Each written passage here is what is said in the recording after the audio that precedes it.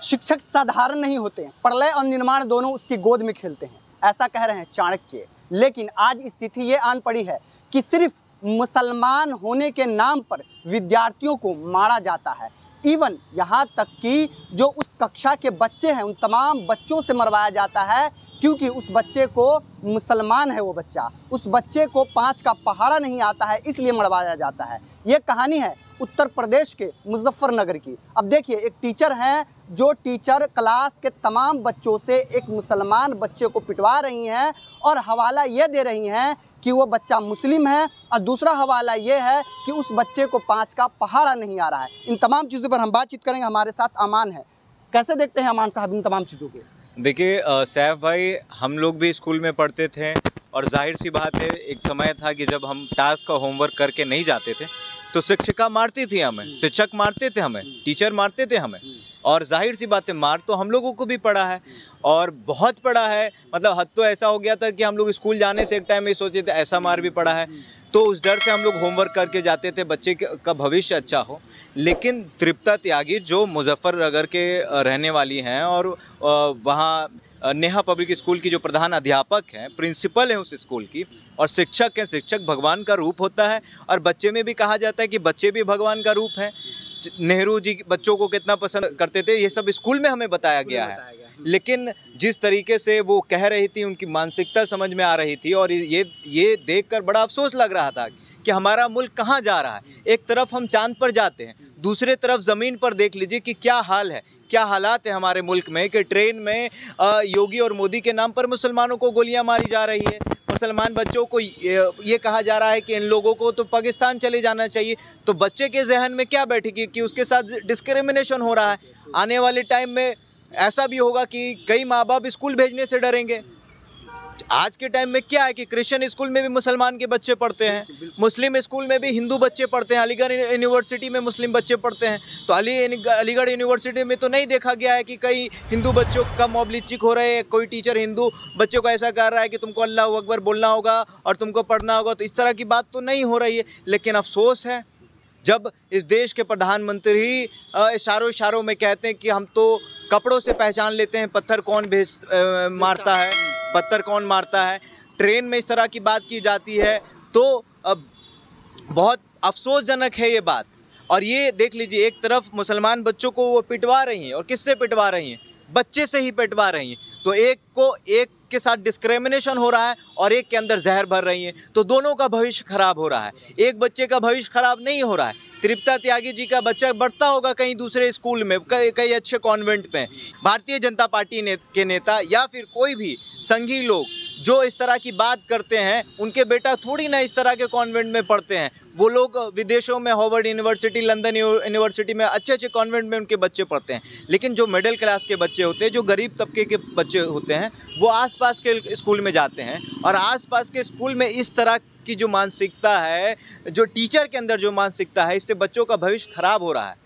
एक बच्चों का भविष्य नहीं है, मारने वालों का भी भविष्य खराब हो रहा है, पीटने वाले का भी के साथ भी डिस्क्रिमिनेशन हो रहा है। और एक टीचर 2 जिंदगी को तबाह कर रही है। और ये जो जहर जो सोशल मीडिया पर फैला है, ये जो बच्चे देख रहे होंगे, उन मुसलमान बच्चों के अंदर में क्या बैठ रहा होगा कि हमारे साथ स्कूल में ऐसा हो सकता है। अमान, हम भी दिल्ली के स्कूल में पढ़ाई किए हैं।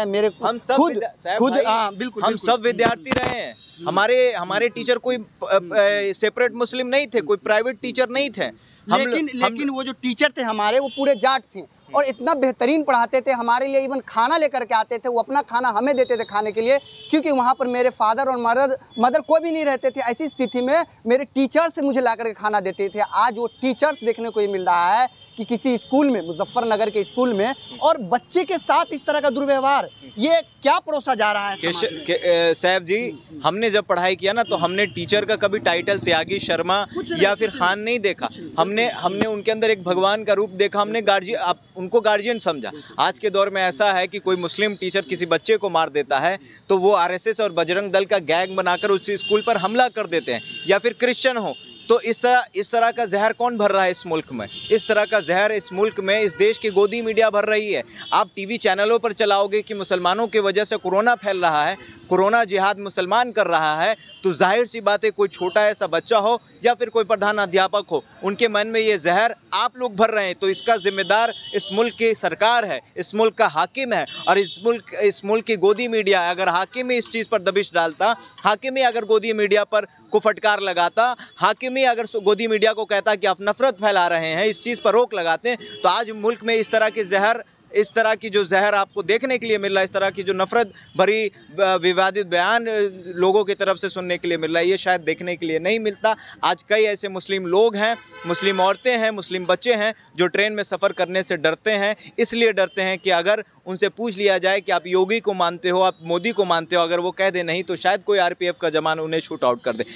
ऐसा ना हो, इस चीज़ पर रोक लगाया जाए। लेकिन डर तो हो रहा है ना, डर इस बात का है आखिर क्या उस बच्चे की क्या गलती थी? उसे सिर्फ पहाड़ा नहीं याद था। अब मारती, अब पीटती, आपको मारना चाहिए, आपके पास अधिकार है, लेकिन बदले की भावना से नहीं।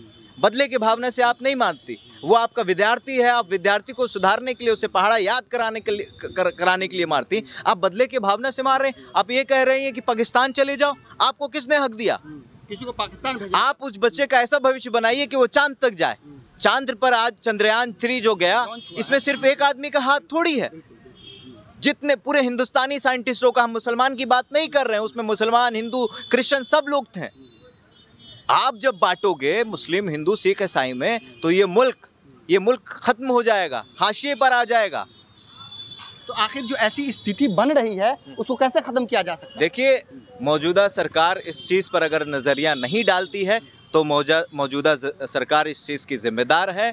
और मैं उत्तर प्रदेश के मुख्यमंत्री से ये दरख्वास्त करूँगा, रिक्वेस्ट करूँगा कि अविलंब तुरंत उसके ऊपर कार्रवाई हो, उसके स्कूल का लाइसेंस रद्द किया जाए और उसके ऊपर कार्रवाई हो।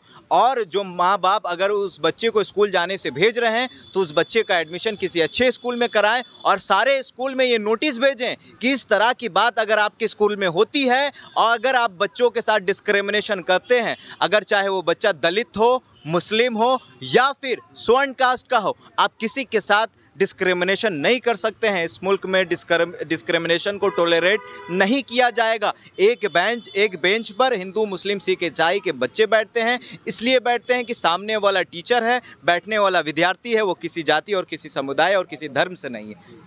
चलिए, अब इस बात को समझना होगा कि हम लोगों ने भी स्कूल में पढ़ाई किया है, लेकिन अभी की जो स्थिति है वो बिल्कुल दयनीय है। हमारे टीचर्स, अभी भी हमें आवश्यकता पड़ती है तो कोई भी चीज़, अभी भी अपने टीचर को एक फ़ोन करते हैं, मेरे टीचर तमाम चीज़ें लिख करके भेजते हैं। इवन हमें किसी भी चीज़ की आवश्यकता पड़ती है, चाहे पैसे की हो या किसी भी चीज़ की हो, तो हमारे टीचर उसी वक्त मुहैया करवाते हैं। देखिए, ऐसी जो चीज़ें फ़िज़ाओं में बनी हैं उसको कहीं ना कहीं ख़त्म करना पड़ेगा। अगर ख़त्म नहीं होता है तो ये मुल्क को ख़त्म होने से कोई नहीं रोक सकता। ऐसी तमाम खबरों के लिए बने रहे न्यूज़ 47 के साथ।